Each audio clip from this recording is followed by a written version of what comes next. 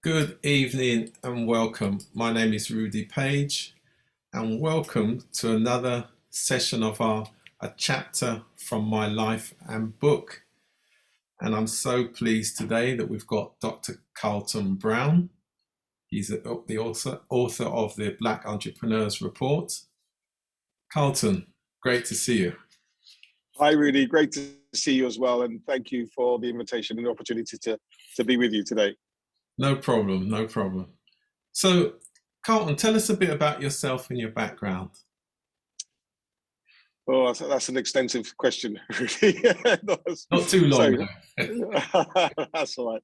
So who am I? My name is, as I said, Dr. Carlton Brown. My background is that I sort of spent 20 years in the corporate world, really looking at working through an organization, a variety of jobs, and ended up my last job working as a national sales and marketing director for a national business, a FTSE 250 business. But prior to that, I worked for Rentokil Initial for 16 years, where when I left, I was the regional director for the healthcare sector for the south of England and Northern Ireland.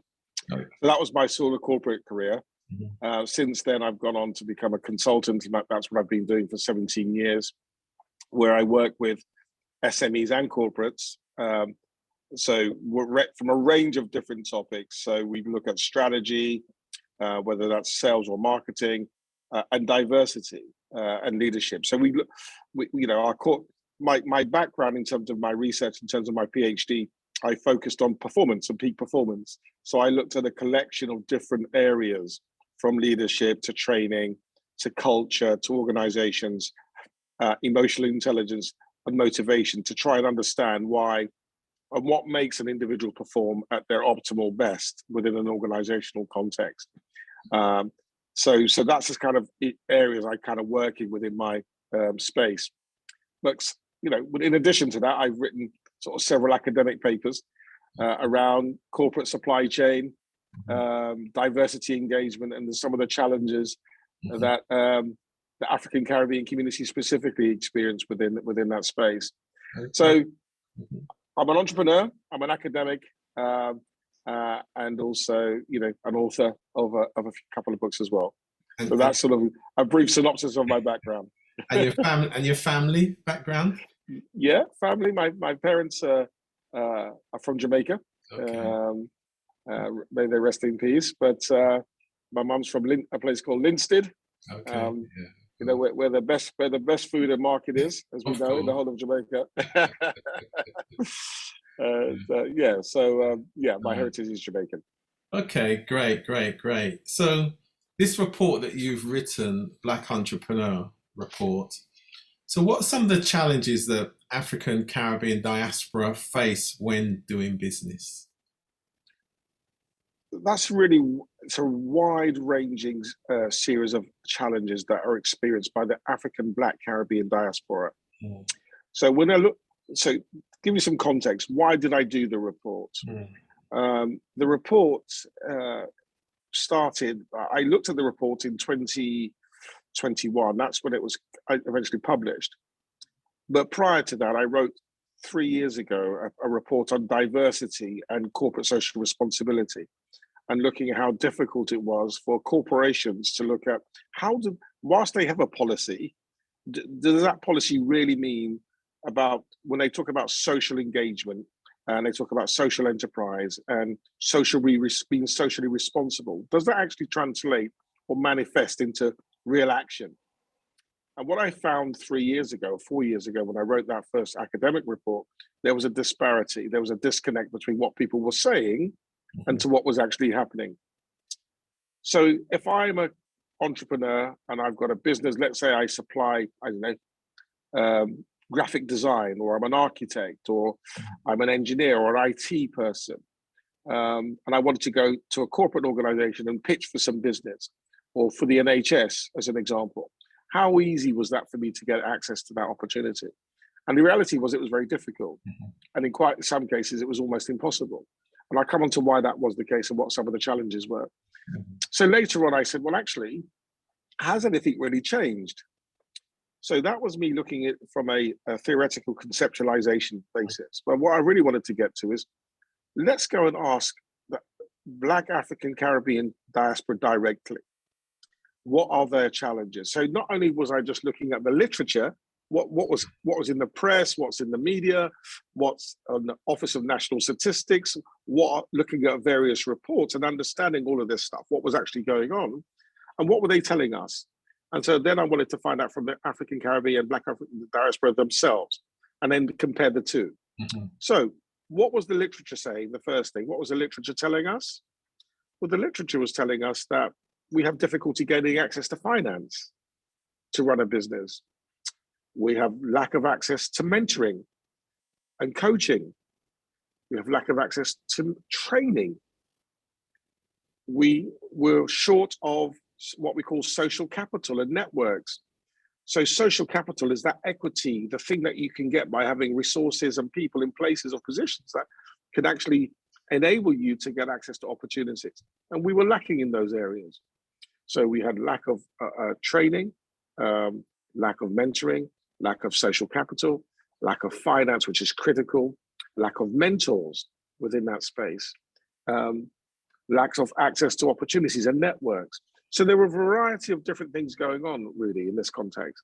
So did you get a sense then, because this what you've outlined there was said 20 years ago from the original Bank of England report about the financing of African Caribbean businesses, which no doubt you would have read. So did you get a sense of, from a system point of view, why there hasn't been this response despite all the efforts and all the special projects, all the business links, enterprise agencies, local authority regeneration program, et cetera? So there's a few points really you've raised. I mean, that's a really big question what you've raised again, but there's a few things going on here. So there's a public and private sector, and I come up with this construct and I call it the race paradox. Okay. And the paradox is this, as I said, this disconnect between what organizations aspire to do and have the appetite to do and to what they actually do. And so the paradox is actually they don't, quite often they don't do it. So why is that the case? Now, I'd like to think it was a simple solution, but clearly it's not, because otherwise it would have been done. And you're right, really, 20, 30, 40 years ago, this is the same unfortunate narrative that is still being discussed, despite understanding that, you know, in the furore of the George Floyd and the Black Lives Matters movement, amongst all of that, and the plethora of people running to the hills to say we can do something different. Yeah. When you look at the data, and that's the key thing, has something fundamentally changed? I.e., is your expenditure more? Now, let me caveat what I'm saying in all of this. If you're in business and you're in an organization, I caveat that by saying you should only ever employ the best people, and I would stand by that argument. But actually, what happens is you don't have access to the best people. Why? Because some of the conditions of the pre-qualification questionnaires or tender requirements prohibits access. So as an example, I've worked in the corporate environment for 20 years. I was working at a senior management level within those organizations. So I step outside of those institutions. Now, whilst in that institution and I'm bidding for a piece of work, the institution, even though I'm heading it up and I'm running it, that institution is the front of that perception. And I'll tick the boxes because, you know, I've run a project for 10 million before, and, you know, I've got the relevant insurance policies, and I've got the various policies in play. A level of protection. Now, institutional protection. Correct. So what we find is this thing about risk mitigation. That organization are adverse to risk. So now I step out and work for myself and have my own business set up. And I'm now pitching for the same business, which 2 months ago I could have been capable of delivering under the protection of, as you described, as an institution. But because I stepped outside of that institution, even though I'm highly qualified and I have the same skill sets and resources I say resources in terms of intellectual resources and capacity to deliver, I don't necessarily tick the number of boxes because me personally, or as a small SME, I don't necessarily tick your relevant requirements.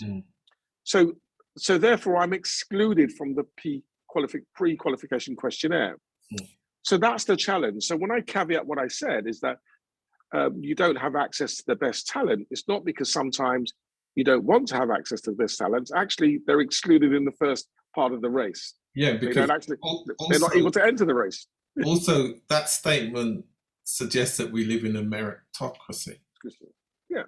And whilst we'd like to believe that we live in a meritocracy, unfortunately, that's not really the reality, that we live in a meritocracy.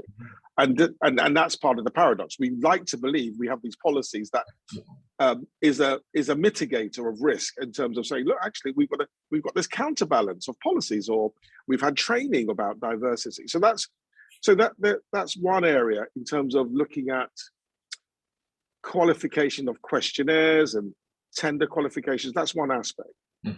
The second part I like to talk about, and I make in the report, we make 21 recommendations, and one of the recommendations is about having a non-diversity board member sitting at the boardroom. Now, that might sound, well, why is that important and why is that relevant? Well, it's relevant for a variety of different reasons. One, there was a guy called Ivan Jenis, I think in 1972. He came up with the concept of what we call groupthink, group thinking. So what happens really, you and I work for an organization, we're in there for a number of years, we all sit around, we all socialize, we all go to the pub together. And over time, we start to think alike. Yeah.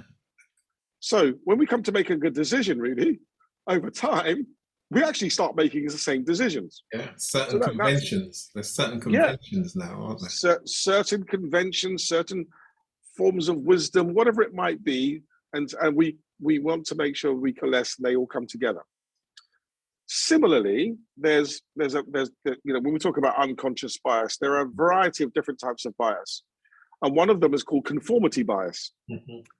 Now, conformity bias suggests that actually, if I'm your subordinate in an organization, really, and you're the boss, and you come up with a particular perspective or point of view about something, it is highly unlikely politically in that boardroom you're going to counter your boss, despite people saying we want to be open and transparent, but politically, is it the right thing to do? Not a good career move. It's that one, not a good career move, right? And people are conscious of those things. So what do? They want to avoid conflict. Yeah. They want to achieve consensus. So what they do, they go along to get along, really. Yeah, they go along to get along. And I'm glad you put it that way as well, because that's one of the challenges that we have: inequality within the system, and it applies to all groups of people, regardless of their population. Absolutely. Now going into the area of values, want to get along, so you get that level of moral distress, and it happens to everybody. So your point is really well made on that.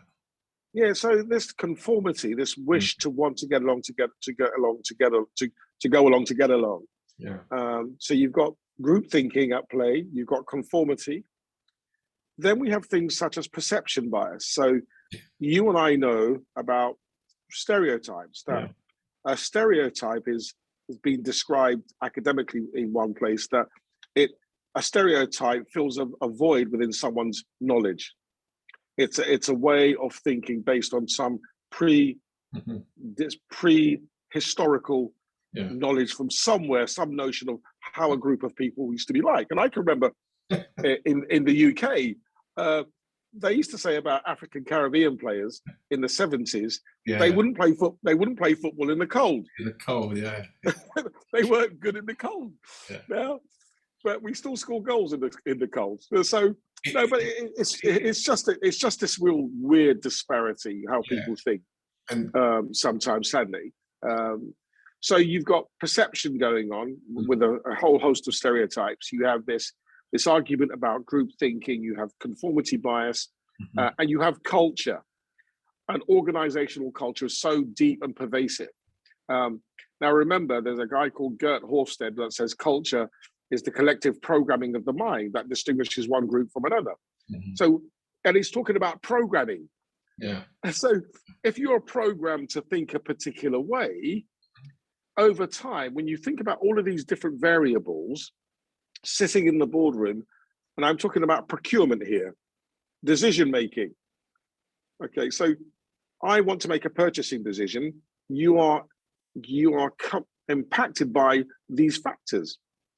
You're impacted by your thoughts, your values, your beliefs, and that's part of the culture. Do I conform? Group thinking? What's my perception? You know, and there's the final one really in this whole series of things called the Horn effect. Now, the Horn effect, if you have a negative perception about someone in the very beginning, actually you're looking for something negative to come out to reconfirm what you thought was already something which is predisposed. Regardless of what you've heard. Correct. So you're looking, I've got this negative thought. This is a Horn effect, right? Yeah. So you're now looking for this reinforcement of, I knew that was right. They weren't very good at this. So there's also, and this applies not only just to race, it applies to gender, and it applies to all sorts of the 9 protected characteristics. Okay? Absolutely. And then within that, you've got a term we would use, which you would understand.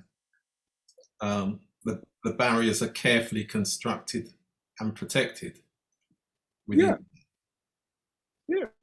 So it becomes really difficult. So as I say, one of the recommendations we make within the report is to say, look, and again, just let me go back a stage. The literature tells us that where companies are more open and receptive to diversity businesses within their organization, several things happen. Performance improves, productivity improves, and profitability improves. Now, as a businessman, if I can get my performance to improve, my profitability to improve, and my productivity improve, you'd say, why wouldn't you do it? It makes commercial sense. And there's data that says, actually, there's underlying data that says where companies engage with diversity business, that's what's more likely to happen. So it makes good commercial sense. But doesn't that then suggest, though, and you're right, but doesn't that suggest that somewhere there's accountability by data for that to have any impact on decision making, i.e., somebody's going to be held to account for progression? Yeah, and you're right. And again, one of the recommendations, Rudy, in there is it's an old school thought, and I can't remember who said it, but it says what doesn't get measured doesn't get done, right? Exactly. And I'm one for measurement, and I think it's important to measure. And I a few years ago, I think it was Theresa May what introduced the measuring and the reporting, annual reporting of gender and gender pay gap. Yeah. And if you're an organization over 250 employees in the UK, you have to report on it. Yeah. But I think that's also important around diversity. Now, as I said, my caveat has always been employ the best people, full stop.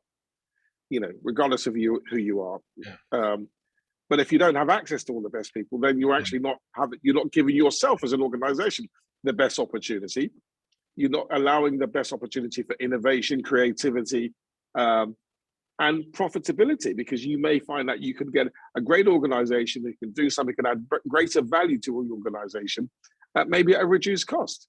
Or actually just offering greater value doesn't mean necessarily cost. Yeah. Because how do you measure value is the question. Also, as you're kind of alluding to, is that especially in a competitive market, because that's, as we've seen in different sectors, because of the competition, it has made organizations more diverse, because you start to get the most talented people, regardless of their background and status, outperforming others within the sector. So I think that certainly has helped.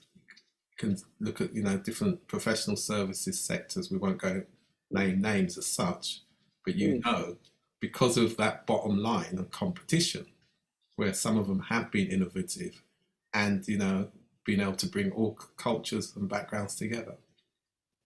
Look at some of the most powerful football teams. Good example. Yeah, yeah, that's true, Rudy. I mean, I think, what do I think here? Part of the findings of the report, also on the Black Entrepreneur Report, some of the findings we found was such like this: within the startup section, the sustainability of businesses. Yeah, of course. What we found over the last 5 years now. That there's an acceleration of Black entrepreneur startups, but not only was there an acceleration of startups, they were also more sustainable. And there was a report by the Federation of Small Business, and I think I'm quoting that particular report, what talks about the level of growth within that sector of Black entrepreneurs. But also from the data that I've collated, is that we also found that they were in business, even from startups, for more than 5 years. So they were there for a good period of time. Now, why is that important? It's important because actually Sage did a report many years ago to say that, no, not Sage, sorry, I'm apologizing. The ONS, the Office of National Statistics, I think they'll say that one in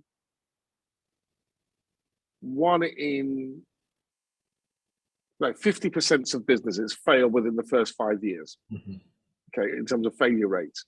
What the report found is that I think 52% were female in our African Caribbean diaspora community. So, and let me just make it clear, it was the Black Entrepreneur Report. So we did not look at BAME, Black, Asian, Minority, Ethnic, specifically, because the lived experience is very different. Very different, isn't it? Yeah. So we wanted to focus on the Black African Caribbean diaspora and what was their lived experience, what were their outcomes compared within to the other UK context as within well. the UK context, correct, and comparing it to other ethnic groups. So that was the key thing for us, is to understand that. So what we found that they were highly qualified. 52% I think were female in terms of results. A high percentage had degrees. Not only first degree, but had master's degrees. And they were also in business for longer than 5 years. And why is that relevant? Because it talks about sustainability, which is a key thing. So you've got a highly qualified group of people, highly educated, working hard, having sustainable business. And they were a mix of businesses, not just the classic, historical, there's takeaways and barbershops. It just wasn't that. Okay, so there was a lot more to the diaspora than what we would like to sometimes, or people will consider. We're very innovative and very creative. So we can definitely, in terms of the community of African Caribbean diaspora, add a lot of value to what's really going on here in terms of performance and what they're able to offer the market in terms of real value. So what and it was kind of touched on it. Did you, in terms of your recommendations, did you look at some of the supply chain collaboration, the kind of anchor institutions and things like that, and how, consortiums, clusters, how, the potential of them being able to pool resources, given now that we do have a high level of, intellectual capacity, but again, we're still back to culture, trust, understanding. So I just wondered whether you covered any of those particular areas in that way. Yeah, I mean, the recommendations came under 3 different categories, and I've described it as empower, engage, and embed. Right. So what do we mean by that? So empowering, you've got to look at access to finance being the critical one here.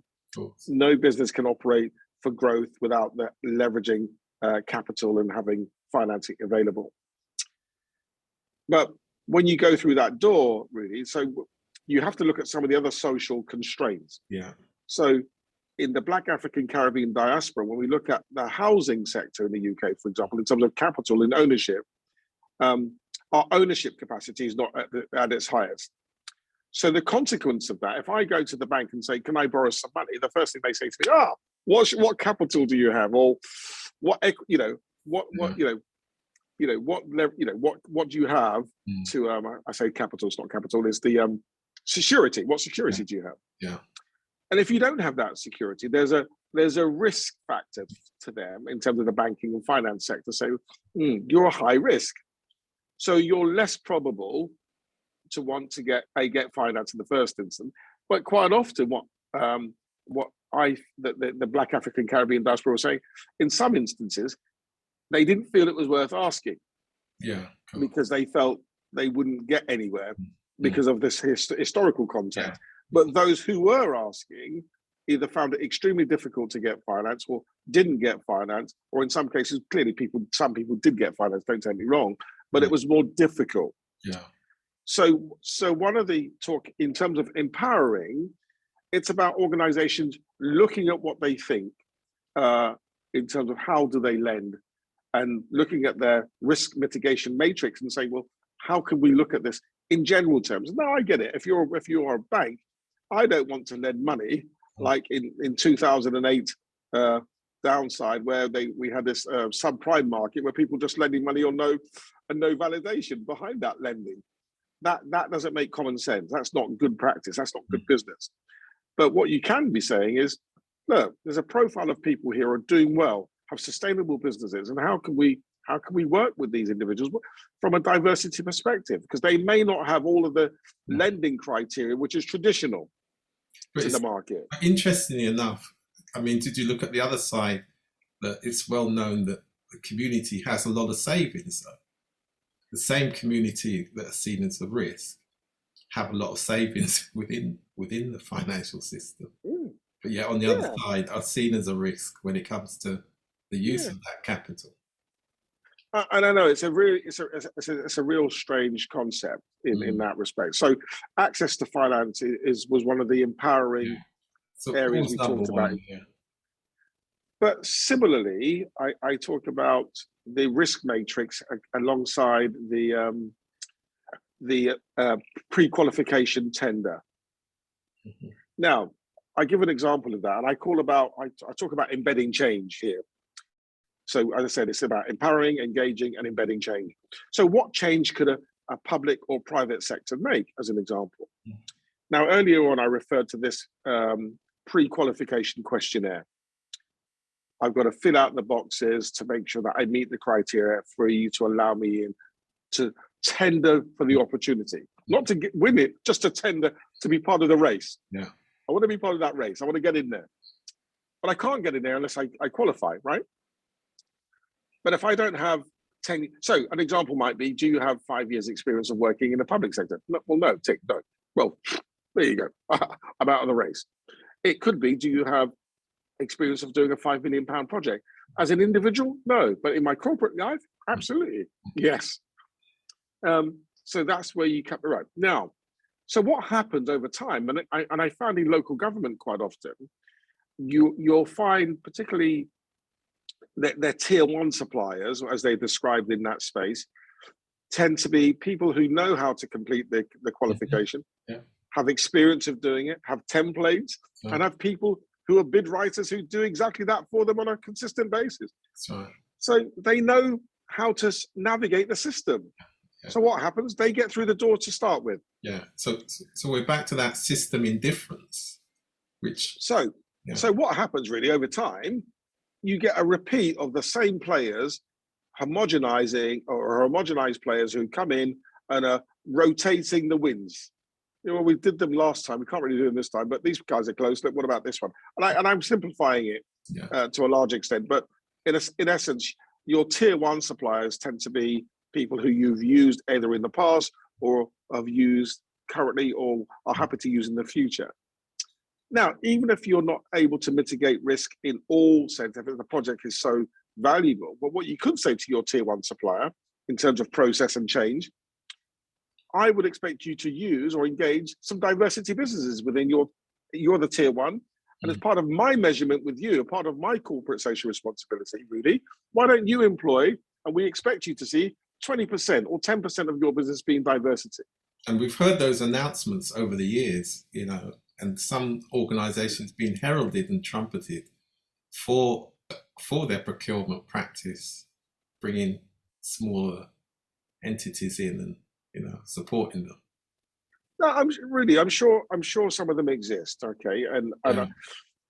again, going back to the report, I've classified organization into four categories. Right. One I've called one quadrant. So if you can imagine the four quadrants, Mm-hmm. the top left-hand quadrant, I call them the cultural laggards. Right. These people are lagging behind. They're lagging behind. Okay. I've lost you for a second then. Okay. They're lagging behind. They have no intentions of really changing unless they're forced to do so by the law, right? Right. So we call those cultural laggards. Yeah. We have those in another quadrant. We call them, they're walking the walk. Yeah. They're trying, they're doing what they're supposed to do. They've got the policies, they have a belief, and day to day they're generally trying to do what they do. But when you look into their offices, And the outcome of those. and you look into the procurement, and you look at the faces and the senior management teams, sadly, that's where you sometimes see the disparities. Yeah. And then we have the organizations, what we call the beacons of change. Now, I would say people like, I read a report around Vodafone, strangely enough, not so long ago. And I didn't realize, I think it was over 40-odd%, it could be 46% of their senior leadership team, from memory, I could be wrong, but I'm pretty sure that was accurate, were females, which is really good, Now, I don't know what their number is for Black and African Caribbean diaspora in that leadership team. I don't know the number for that. But on a gender balance, you could say, well, actually, that's pretty good. Can it be better? Absolutely. Why isn't it 50-50? So there's a way to go. But they've certainly shifted the dial. There's been a lot of effort and drive, institutional drive, to get there, break down those barriers, those historic. And I think that's great. But then when you look at other organizations, institutions, and you look at and I think that there was a couple of famous lines recently about how many people sit at the front bench, and there's a disparity. But then there's the organizations I look at and I talk about stuck in the paradox. So they'll have a equal opportunities policy, they'll have a corporate social responsibility policy, and they'll say all the right things. They'll even show an advert now and again to say, oh, this is what we're doing around diversity. But unfortunately, when you really drill down to the organization, and you start to look at their expenditure in the supply chain, you start to look at the people in their senior leadership team, there's a real disconnect. And that's what I call a real disconnect between what they say and what is actually happening on the ground. And there has to be redressed. Now, and I keep stating what I'm stating here. And when I say redressed, it's not about putting people in chairs because of the sake of it. That makes no economic and no common sense. That doesn't make any sense to them whatsoever.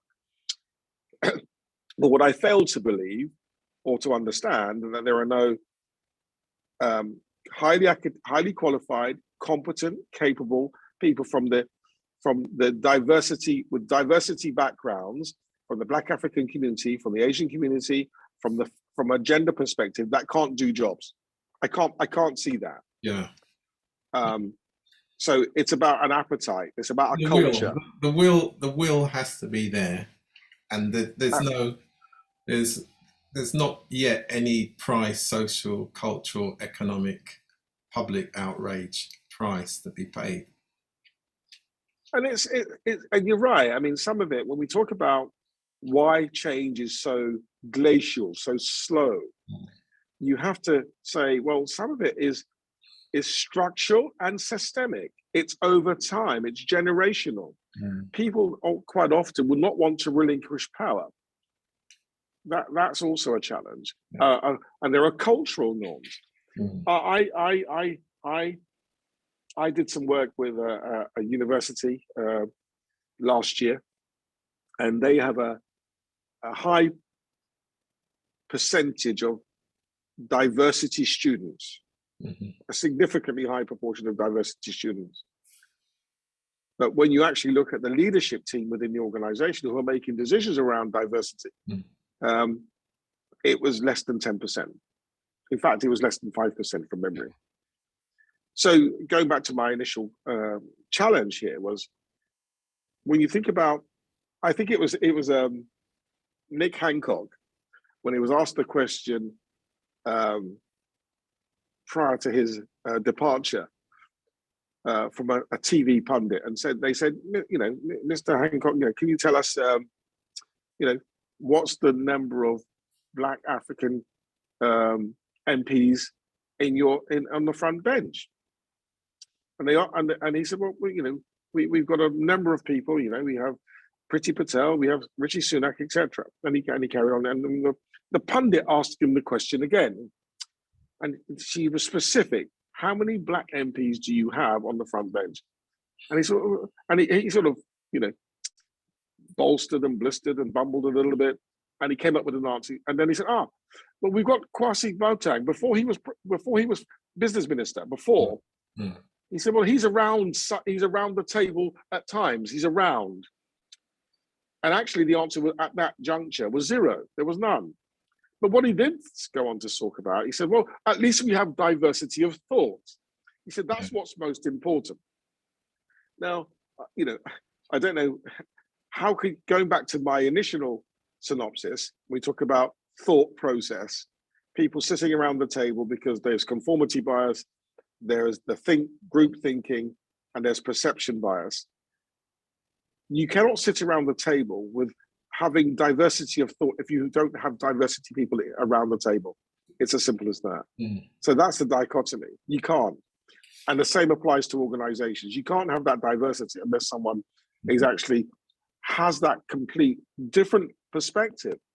And I think that's healthy to have that different perspective. And I think it's important to have that different perspective. So you're now really talking about the leadership, really leadership within organizations has to determination from the top. So how do we create an environment of real sustainable change then from that position? Because obviously it's a step change. So it's, what are the steps given that environment?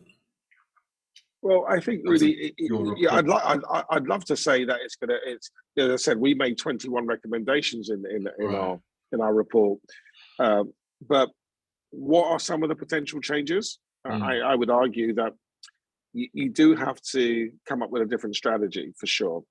So in terms of empower, I talk about change of policies. Now, some of them have to be led by government, I believe, in real terms. Now, sometimes none of us like enforced change. But if you don't change what's going on, how do we actually, but you also have to want to desire change, not only have the appetite for change, but actually taking the actions for change. Because this discussion, what you and I are having right now, this narrative has been discussed for decades. Yeah, I've been involved in it for decades. But sadly, that's the sad thing, unfortunately, that this is not new. Yeah. I might have looked at it from a new perspective and made it more contemporary and come up with some slightly different recommendations. But you can look at the McGregor report. You can even go back to not only McGregor reports. You had.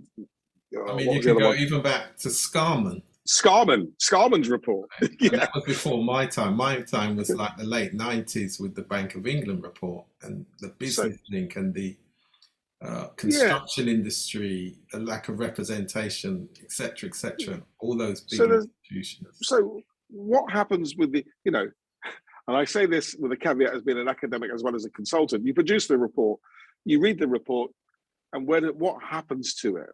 But I'd like to see go back to some of those organizations who and policymakers and say, these are the reports which were written 5, 10 years ago, 20 years ago. Let's have a look and see how far along the path have we genuinely come. So I think when you talk about policy, going back to answer to your question, I think when you think about policy, you've got to say, have we implemented policies and what are our outcomes? So you've got to talk about measurement. in terms of the diversity engagement, I think organizations, if you think that there's a risk somewhere along the line, why not invest in risk mitigation? So things such as mentoring and fit for purpose within your organization.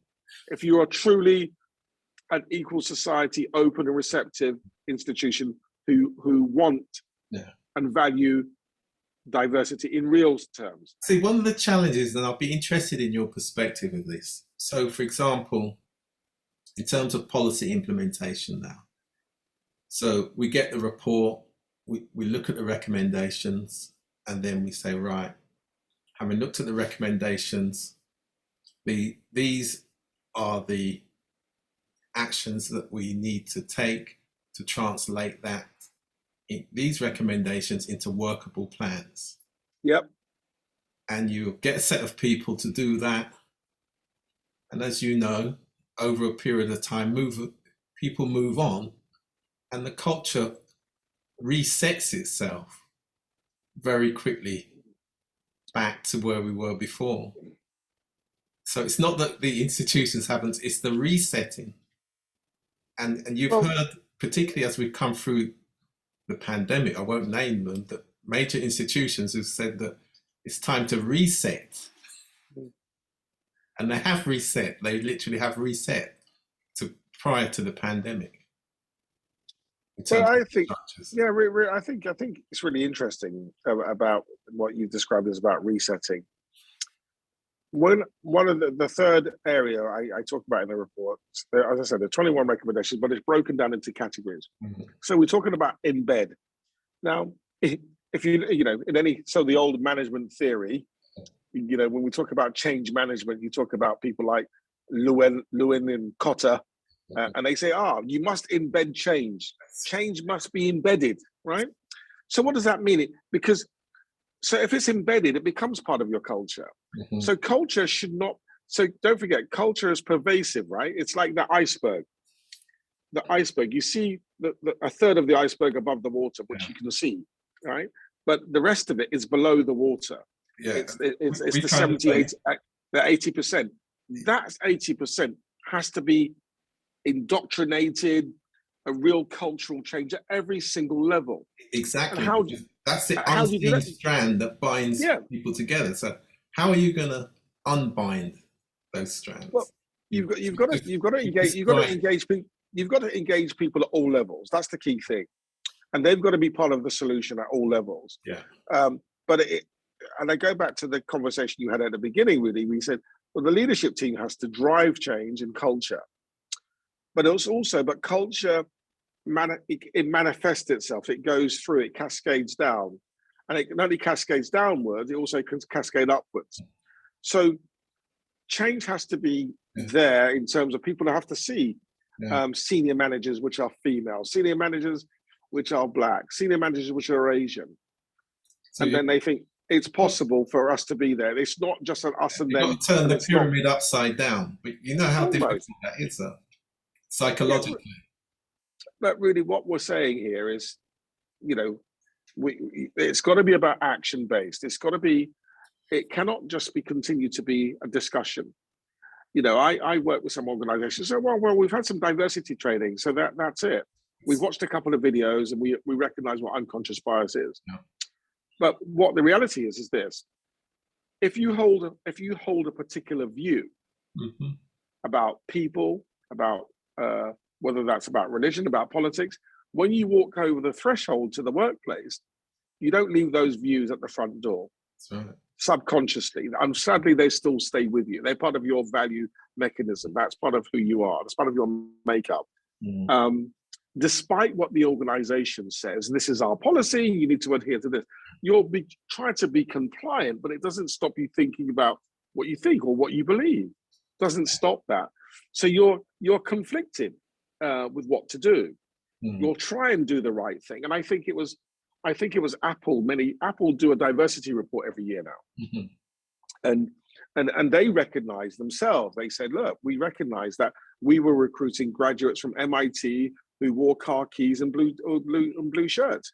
And they said that actually that was a challenge for us and we need to change. because it became so homogenized. Everyone looked the same, talked the same, and felt the same. Mm.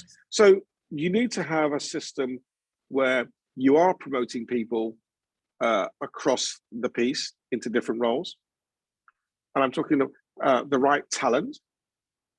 And if you recognize that someone's with the talent, they don't have the necessarily skill sets, you're going to have to take a view and say, actually, is it worth investing to make sure that we have a more equitable organization?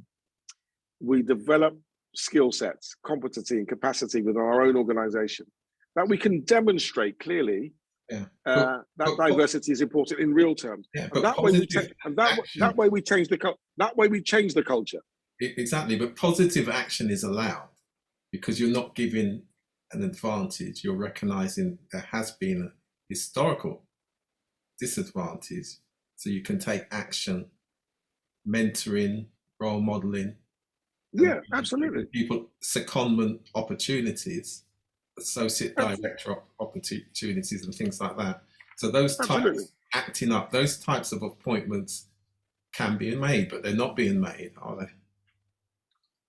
Well, I can't generalize really, because I don't know. Generalize a general point in terms of what we see and what's heralded, because the public confidence is about, well, what do we see and hear really a lot of the time, isn't it? True. I mean, I spoke to an organisation recently, and I won't name them, but they are absolutely serious, absolutely to the hilt about diversity and engagement and procurement and supply chain, and they can demonstrate it. Yeah. And if I ask for the numbers, of growth, they can say, here it is, and they can tell you by gender, and I was seen it. There are organisations like correct, and I was really, really impressed, really encouraged by seeing that. Now, is that the norm? I don't think so. The data tells us it's not the norm. The data will suggest that there's still this inherent disparity. So there's still lots of work to be done. But it for me, it starts with leadership, first and foremost. Secondly, it's also about culture. But I think leaders do shape the culture within an organization. And it's about training and development and nurturing people within that organization. You have to have the desire to want to do things. And if you do that, I think you have an opportunity to make real change. Yeah. We have to have more conversations about the actions we're taking and measuring those actions, rather than saying, let's have a discussion. Because quite often it's more about the discussion rather than the actions. Yeah, because if the institution accepts accountability by data, you're somewhere, because what we would say, and you would know this thinking, is that where the data's concerned, we are where we are. So it's about, okay, so what are our plans? What are the actions that we're going to take from here? Correct. So that progression as it relates to the data, I think most fair-minded people, going back to your measurement point, that's what I think people want to see. Progression. Yeah, and I think it is progress, and I think setting out I talk about having, and I said it in one of the recommendations in the report, is about measuring the KPIs of diversity as much as you would do for gender imbalance. We talk about the gender pay gap, and there's a diversity pay gap, which is measured, and for organizations over 250 employees. But I would argue that you could do the same with supply chain and procurement. As I said earlier on, you should want to always access the best talent, but you can't possibly access the best talent if all the talent's not part of the race. Yeah, I mean, again, that talent pool, when we talk about widening the talent pool. Correct. Yes. That there are different pathways that you need to take to find that. Correct. Correct. And I think that's a real challenge, really. And similarly, I think I talked about the supply chain. measuring it, but opening up the supply chain in a slightly nuanced way, which you haven't done previously. Yeah, you think of the old Meet the Buyers events, Yeah, yeah, right? And they again were a good point of action where somebody would sit down and take people through the process, but also understand where particular groups of people, especially if we're talking about local economic development, where they are and what they could supply. So starting from a point of view of actually we do want to use the economic activity and the business involved, we're already involved in the economic, so we want to add that social value, I guess they call it now. yeah. So I don't know how much yeah. of the social value aspect to all this have you got in the report? So they talk about, so we don't talk about, so they talk about social impact as a thing, Yeah. But it wasn't just about sort of talking about the social impact. It's what physically can you do. Now, the meet the buyer thing you referred to. I've talked about social capital in the report as opposed to social impact. And so how do organizations, both in the public and private sector, how do they engage with diversity organizations? How do they know who's available? Because if you keep going into the same, it's like going fishing into the same pond. That pond over there only has cod. So if you go fishing, you're only ever going to find cod. Well, actually, you need to go to the sea and to the ocean. So you can find tilapia, you can find salmon, or wherever, whether salmon goes by, wherever, the different types of fish. Maybe my analogy is not in terms of fish is particularly good, but but you get my drift. But we understand in terms of, spinning round and fishing somewhere else. Absolutely. But how do you do that? So one of the things I talk about is having diverse networks, database. Where do you do that from? So how do you get that diverse network? Where do you promote your opportunities? So do you advertise for a tender on, let's say, London tender portal, for example? But is there a tender portal for diversity talent somewhere else, which you could find? Do you have networking events? Now, Meet the Buyers events, which you alluded to, were great. But actually, I've attended so many of these Meet the Buyers, and I can't genuinely say in the last 20 years, if I've ever won a piece of business from going to a Meet the Buyer event. Now, I've won business for the private sector through an organization, which was quite a substantive contract over time, historically. But it was never through a Meet the Buyer event. Because sometimes you go along and it's are you fit for purpose? We'll give you 12 hours of training, EFRD funding, and come along, go for a workshop for free. It's provision led. Yeah, it's provision led as opposed to really meeting the needs. So you go along and they say, you've done your 12 hours. You've done a bit of marketing, you've done a bit of finance. Oh, now you're fit or ready to supply, or fit for purpose, as they used to call them. Yeah. So you go along to meet where's your opportunities? Actually, you don't tick the box to start with.